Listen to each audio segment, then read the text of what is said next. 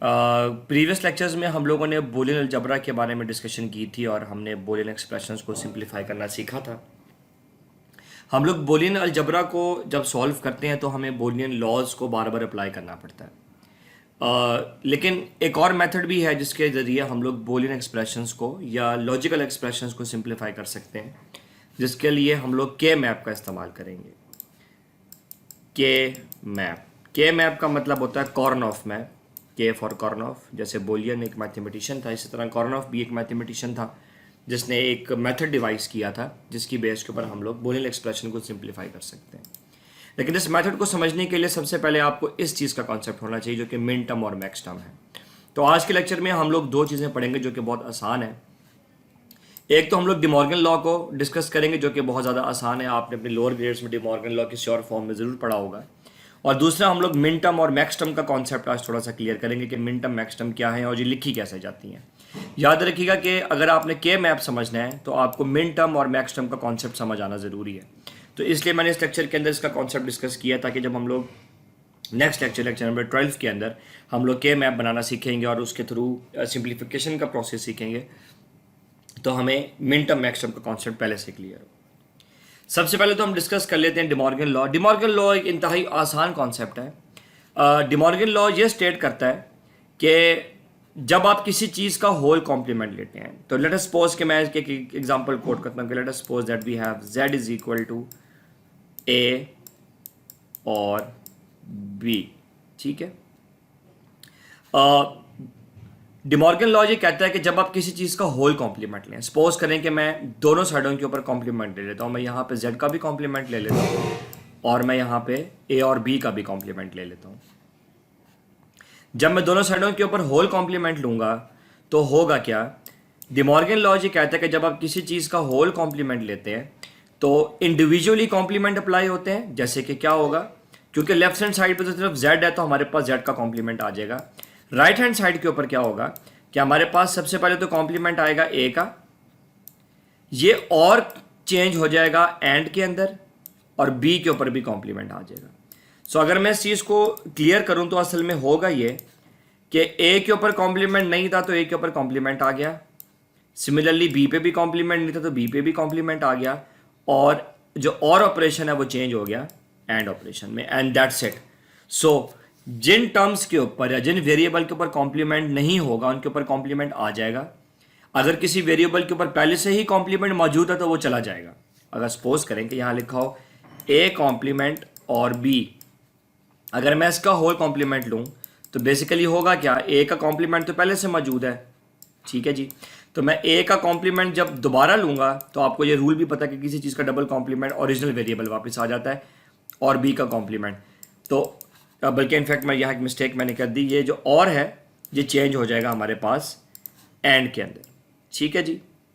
और double complement की वजह से वेरिएबल पीछे सिर्फ a रह जाएगा एंड b कॉम्प्लीमेंट। सो अगर इसका होल कॉम्प्लीमेंट लिया जाए तो वो इसमें कन्वर्ट हो जाएगा। इसी को हम लोग डिमॉर्गन लॉ कहते हैं कि आप किसी चीज़ के ऊपर होल कॉम्प्लीमेंट अप्लाई करें तो क्या होता है, जब हम किसी चीज़ का होल कॉम्प्लीमेंट लेते हैं तो हमारे पास जो जिस टर्म के ऊपर कॉम्प्लीमेंट नहीं होता, अब ये देखें b के ऊपर कॉम्प्लीमेंट पहले से नहीं था तो b पे कॉम्प्लीमेंट आ गया, a पे क्योंकि पहले से कॉम्प्लीमेंट मौजूद था तो डबल कॉम्प्लीमेंट रूल की वजह से a से कॉम्प्लीमेंट चला गया और ऑपरेशन एंड में चेंज हो गया।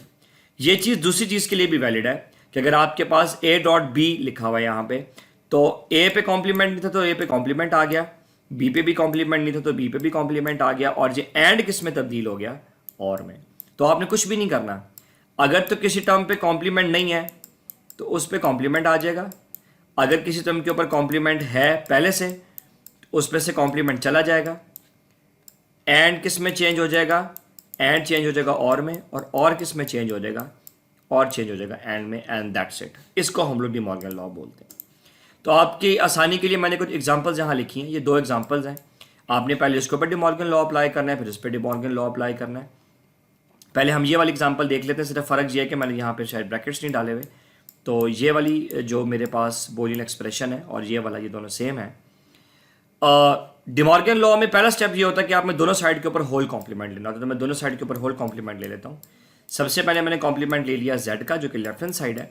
अब मैं ले रहा हूँ कॉम्प्लीमेंट राइट हैंड साइड का, तो मेरे पास राइट हैंड साइड क्या है, ए कॉम्प्लीमेंट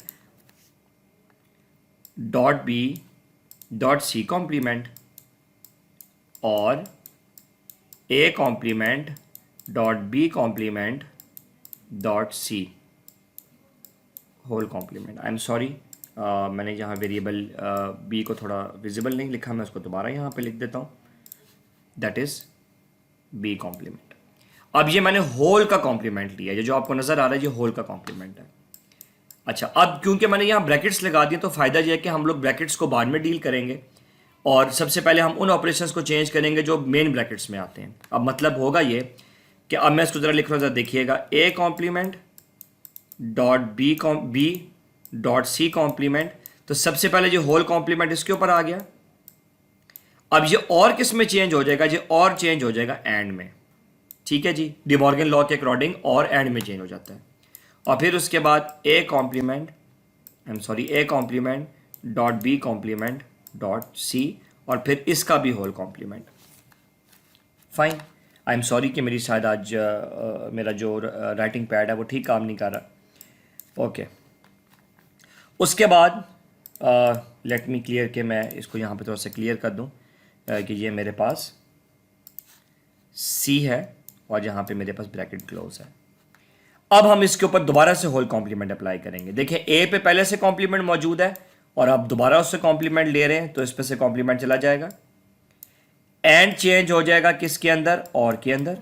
बी पे क्योंकि कॉम्प्लीमेंट नहीं है तो बी पे कॉम्प्लीमेंट आ जाएगा, फिर दोबारा से ये एंड चेंज हो जाएगा और में।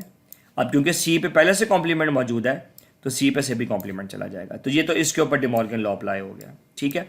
ये ब्रैकेट सिर्फ मैं आसानी के लिए डाल रहा हूँ, ठीक है। ये एंड ऑपरेशन तो एंड ही रहेगा, उसकी वजह यह है कि मैं ऑलरेडी इस कॉम्प्लीमेंट को इस और के ऊपर अप्लाई कर चुका हूं तो दोबारा से अप्लाई नहीं किया जा सकता। उसके बाद अब इसके ऊपर होल कॉम्प्लीमेंट अप्लाई हो रहा है, क्योंकि ए पे पहले से कॉम्प्लीमेंट मौजूद है तो ए से कॉम्प्लीमेंट चला जाएगा। ये एंड दोबारा से और में चेंज हो जाएगा, ये वाला एंड, क्योंकि बी पे पहले से कॉम्प्लीमेंट मौजूद है तो बी से कॉम्प्लीमेंट चला जाएगा। ये वाला एंड दोबारा से और में तब्दील हो जाएगा, क्योंकि सी पे कॉम्प्लीमेंट नहीं है तो सी पे कॉम्प्लीमेंट आ जाएगा। अब आप देख रहे हैं कि ये वाली स्टेटमेंट के ऊपर मैंने डी मॉर्गन लॉ अप्लाई कर दिया, इसके ऊपर मैंने डी मॉर्गन लॉ अप्लाई किया। अब जरा इस पर आप गौर करें तो आपको जरा पिक्चर क्लियर होगी। सिंपल सी पिक्चर ये है कि ए पे कॉम्प्लीमेंट था तो ए से कॉम्प्लीमेंट चला गया, ये वाला एंड और में चेंज हो गया। बी पे कॉम्प्लीमेंट नहीं था तो बी पे कॉम्प्लीमेंट आ गया, ये वाला एंड और में चेंज हो गया। सी पे कॉम्प्लीमेंट था तो सी से कॉम्प्लीमेंट चला गया, ये वाला और जो है एंड में चेंज हो गया। इसके ऊपर ए के ऊपर पहले से कॉम्प्लीमेंट मौजूद था तो ए से कॉम्प्लीमेंट चला गया, ये वाला एंड और में तब्दील हो गया। सिमिलरली बी के ऊपर कॉम्प्लीमेंट पहले से मौजूद था तो बी से कॉम्प्लीमेंट चला गया, ये वाला एंड और में चेंज हो गया। और इस सी पे क्योंकि पहले कॉम्प्लीमेंट मौजूद नहीं था तो इस सी के ऊपर कॉम्प्लीमेंट आ गया। आप इस चीज़ को इस तरह समझ सकते हैं कि मैंने इसका टोटल ऑपोजिट यहाँ पे लिख दिया है। इसी को डी मॉर्गन लॉ कहते हैं कि आपने टोटली इसका ऑपोजिट लिखना होता है। यह मैं आपको आसानी के लिए बता रहा हूँ, ये चीज़ मैंने यहाँ पे अप्लाई की हुई है। अब मैं चाहूँगा कि आप थोड़ी देर का पॉज दें और ज़रा सोचें कि इसके ऊपर जब डी मॉर्गन लॉ अप्लाई होगा तो क्या होगा। अगर आपने इसको सॉल्व कर लिया तो आपको बड़ी इजीली समझ आ गई होगी। सिंपल इज डैट के ये हमारे पास जेड कॉम्प्लीमेंट है और इक्वल के बाद क्योंकि ए पे कॉम्प्लीमेंट मौजूद नहीं है तो ए के ऊपर कॉम्प्लीमेंट आ जाएगा, ये वाला एंड और में तब्दील हो जाएगा। उसके बाद ये ब्रैकेट में आपकी आसानी के लिए दोबारा यहाँ लगा रहा हूँ, क्योंकि इस बी के ऊपर पहले से कॉम्प्लीमेंट मौजूद है तो बी से कॉम्प्लीमेंट चला जाएगा। फिर दोबारा से ये वाला एंड और में तब्दील हो जाएगा, क्योंकि सी पे पहले से कॉम्प्लीमेंट मौजूद है तो सी से कॉम्प्लीमेंट चला जाएगा। देन उसके बाद ये वाला और एंड में तब्दील हो जाएगा, क्योंकि इस बी पे कॉम्प्लीमेंट मौजूद नहीं है तो इसके ऊपर कॉम्प्लीमेंट आ जाएगा। ये वाला and again will be converted into और क्योंकि सी के ऊपर कॉम्प्लीमेंट मौजूद नहीं है तो सी के ऊपर भी कॉम्प्लीमेंट आ जाएगा एंड दैट्स इट। आप चाहें तो इसको दोबारा से ब्रैकेट्स में रख सकते हैं। उसकी वजह ये होती है कि जब दो टर्म्स के बीच में एंड ऑपरेशन आ रहा हो उनको हम लोग अलग ब्रैकेट्स के अंदर रख सकते हैं, जैसे कि मैंने यहाँ पे किया है। उसकी वजह यह है कि अगर आप इसके ऊपर दोबारा से डी मॉर्गन लॉ अप्लाई करेंगे तो आपके पास यही एक्सप्रेशन वापस आ जाएगा। तो ब्रैकेट्स अप्लाई करने या ना करने से फ़र्क नहीं पड़ता, लेकिन बेहतर ये होता है कि ब्रैकेट्स अप्लाई कर दी जाए ताकि रीडिंग के अंदर आपको आसानी हो। ये चीज़ मैंने यहाँ पे आपके लिए सॉल्व भी कर दी है। आई थिंक कि यहाँ पे जो है सी कॉम्प्लीमेंट दोबारा नहीं आएगा क्योंकि सी से कॉम्प्लीमेंट रिमूव हो जाएगा। मैं यहाँ से सी कॉम्प्लीमेंट को रिमूव कर देता हूँ and that's it, that was the solution. अगला जो कॉन्सेप्ट आ रहा है वो हमारे पास मिन टर्म्स और मैक्स टर्म का है। डिमॉर्गन लॉ इससे ज़्यादा हमें पढ़ने की ज़रूरत भी नहीं है क्योंकि ये कॉन्सेप्ट आप शायद लोअर ग्रेड्स में पहले पढ़ चुके जिसमें यूनियन और इंटरसेक्शन का कॉन्सेप्ट होता था सेट थ्योरी में, तो ये उसी तरह का है। जो हम अगली चीज़ पढ़े हैं वो हमारे पास मिन टर्म और मैक्स टर्म है। याद रखिएगा कि मिन टर्म मैक्स टर्म को लिखना और उसको टेबल के फॉर्म के अंदर समझना बड़ा ज़रूरी है ताकि आप लोगों को के मैप बड़ी इजीली समझ आ जाए। मिन टर्म और मैक्स टर्म, सबसे पहले तो यहाँ पे डेफिनेशन लिखी हुई है कि मिन टर्म्स क्या चीज़ होती है। मिन टर्म हम लोग बोलते हैं कि ये सम ऑफ प्रोडक्ट होता है बेसिकली, इसको हम लोग SOP भी बोलते हैं। और जो मैक्स टर्म होती है ये POS या प्रोडक्ट ऑफ सम होती है। ये बात मैं यहाँ पे भी डिस्कस नहीं करना चाहता था क्योंकि वेरी फर्स्ट प्लेस पे आपको अभी मिन टर्म और मैक्स टर्म का कॉन्सेप्ट नहीं है। तो सबसे पहले तो मैं आपको सिखाता हूँ कि मिन टर्म और मैक्स टर्म हम लोग लिखते कैसे हैं।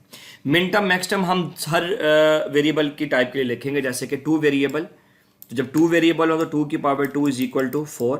आपको याद होगा कि हम 4 का टेबल बनाते थे। 3 वेरिएबल जो कि हमने ऑक्टल के केस में पढ़ा था, 2 की पावर 3 इज इक्वल टू फिर टोटल 8 पॉसिबिलिटीज, 8 का टेबल।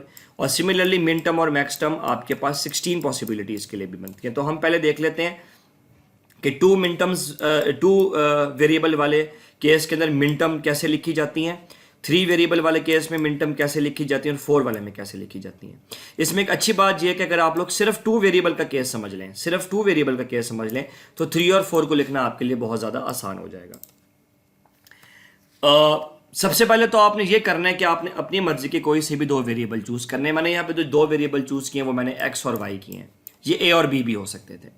उसके बाद मैंने सिंपली यहाँ पे 2 वेरिएबल के हिसाब से 4 वैल्यूज का टेबल बनाया है जो कि आपको याद होना चाहिए 0 0 1 1 0 1 0 1। जब आपको अपनी प्रीवियस नॉलेज से याद होना चाहिए कि जब आपके पास 2 वेरिएबल हो तो टेबल हमारे पास जो है 4 एंटिटीज का ड्रॉ होता है।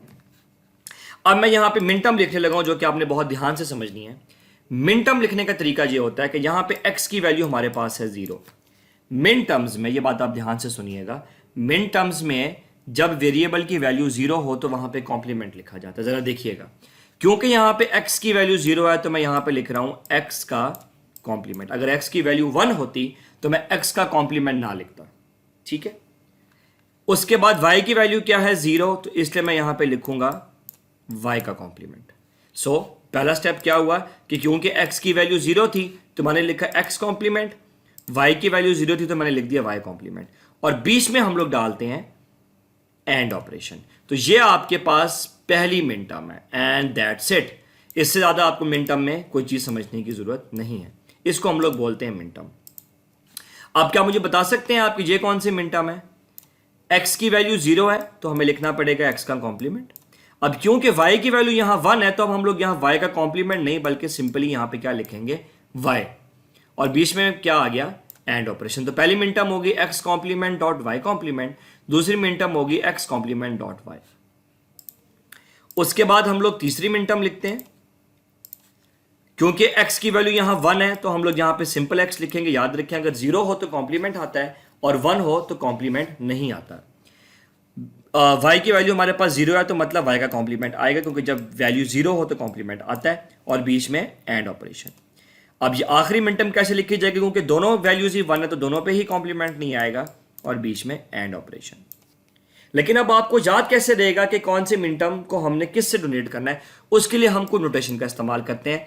याद रखिएगा कि मिन टर्म लिखने के लिए हम लोग स्मॉल m का इस्तेमाल करते हैं, स्मॉल m का, ठीक है। और इसके सबस्क्रिप्ट में हम लोग मिन टर्म नंबर लिखते हैं। अब मैं यहाँ मिन टर्म नंबर लिख रहा हूँ। इसको हम लोग बोलते हैं m0, इसको हम लोग बोलते हैं m1, इसको हम लोग बोलते हैं m2, इसको हम लोग बोलते हैं m3। तो आपने यहाँ पे स्मॉल m लिखना है और इधर सबस्क्रिप्ट के अंदर आपने मिन टर्म नंबर लिखना है। अब इसका फायदा ये होता है कि अगर मैं आपसे कहूं कि जी 2 वेरिएबल के केस के अंदर m3 मिन टर्म कौन सी है, 2 वेरिएबल के केस के अंदर m3 मिन टर्म कौन सी है, तो आपको टेबल से देख के फौरन पता चल जाएगा कि आप इसकी बात कर रहे हैं। आप कहेंगे जी ये वाली m3 मिन टर्म है 2 वेरिएबल के केस के, ठीक है जी। तो मैं जल्दी से आपको रिवाइज कर देता हूं। रिवीजन बड़ी सिंपल सी है कि आपने क्या करना है कि मिन टर्म के केस में जहां 0 हो वहां पे कॉम्प्लीमेंट लिखा जाता है, जहाँ पे जीरो ना हो, जैसे कि यहाँ 1 था तो क्यों मैंने इसलिए y की जगह कॉम्प्लीमेंट नहीं लिखा, और बीच में एंड ऑपरेशन होता है। असल में डेफिनेशन में यही बताया जा रहा था कि मिन टर्म क्या होता है, ये मुख्तलिफ वेरिएबल का एंड ऑपरेशन होता है, ठीक है जी। और जो मैक्स टर्म होती हैं वो और ऑपरेशन होता है, वो हम लेटर केस में पढ़ेंगे। तो ये बात डेफिनेशन में यही लिखी हुई थी कि जो मिन टर्म्स होती हैं उनको प्रोडक्ट इसलिए बोलते हैं क्योंकि वो एंड ऑपरेशन होता है बिटवीन डिफरेंट वेरिएबल्स। होपफुली आपको 2 वेरिएबल के केस के अंदर मिन टर्म समझ आ गई होगी। अगर आपको मिन टर्म समझ आ गई है तो मैक्स टर्म समझना आपके लिए बहुत ही ज़्यादा आसान है। मैक्स टर्म मिन टर्म का टोटली ऑपोजिट होता है। कैसे? एक्स की वैल्यू यहाँ पे 0 है तो यहाँ पे कॉम्प्लीमेंट नहीं आएगा। याद रखिएगा कि मिन टर्म के केस में जब 0 था तो हमने कॉम्प्लीमेंट लगाया था, जबकि मैक्स टर्म इसका ऑपोजिट केस है। जब आपके पास 0 हो तो हम कॉम्प्लीमेंट नहीं लगाते। सिमिलरली y की भी वैल्यू 0 है तो y पे भी कॉम्प्लीमेंट नहीं आएगा और बीच में और ऑपरेशन आएगा। तो असल में मिन टर्म और मैक्स टर्म एक दूसरे के टोटली ऑपोजिट है। आप ये चीज़ देख के भी सरप्राइज होंगे कि अगर मैं एक मिन टर्म लूँ, for example M naught min term मेरे पास क्या है, X complement dot Y complement. अगर मैं इस होल का कॉम्प्लीमेंट लूँ, जैसे कि मैंने डिमॉर्गन लॉ भी अप्लाई किया था, तो होल के कॉम्प्लीमेंट में एक्स पे कॉम्प्लीमेंट तो चला जाएगा, एंड और में तब्दील हो जाएगा, और वाई पे भी कॉम्प्लीमेंट है तो वाई का कॉम्प्लीमेंट भी चला जाएगा। तो अगर आप एक मिन टर्म के ऊपर डिमॉर्गन लॉ लगाएं तो वो मैक्स टर्म बन जाती है, एंड दैट्स इट। कि अगर आप एक मिन टर्म के ऊपर डिमॉर्गन लॉ लगा लें तो वो क्या बन जाती है, मैक्स टर्म। तो यहां पे यही हो रहा है कि मैं मिन टर्म का टोटली ऑपोजिट लिख रहा हूं। ये बात आगे चल के दोबारा देख लेते हैं। एक्स की वैल्यू 0 है तो मैक्स टर्म के केस में कॉम्प्लीमेंट नहीं आएगा। अब क्योंकि y की वैल्यू 1 है तो अब y के ऊपर कॉम्प्लीमेंट आएगा। ये बात आपने कंफ्यूज नहीं करनी, याद रखिएगा कि मिन टर्म और मैक्स टर्म का जो प्रोसीजर है एक दूसरे के ऑपोजिट है। मिन टर्म के केस में 0 हो तो कॉम्प्लीमेंट आता है, 1 हो तो कॉम्प्लीमेंट नहीं आता, जबकि मैक्स टर्म के केस में 0 हो तो कॉम्प्लीमेंट नहीं लगाया जाएगा और 1 होगा तो कॉम्प्लीमेंट लगाया जाएगा। तो आप ये भी कह सकते हैं कि मिन टर्म और मैक्स टर्म एक दूसरे के ऑपोजिट हैं। अगर आप लोग मिन टर्म के ऊपर डिमॉर्गन लॉ लगाएंगे तो मैक्स टर्म आ जाएगी। क्योंकि y की वैल्यू यहाँ 1 है तो यहाँ पे अब कॉम्प्लीमेंट आएगा और बीच में और ऑपरेशन, उसमें एंड आता था मिन टर्म में, यहाँ पे और ऑपरेशन। अब क्या मुझे बता सकते हैं कि इसका आंसर क्या होगा? क्योंकि x की वैल्यू 1 है तो अब कॉम्प्लीमेंट आएगा, y की वैल्यू 0 है तो कॉम्प्लीमेंट नहीं आएगा और बीच में और ऑपरेशन।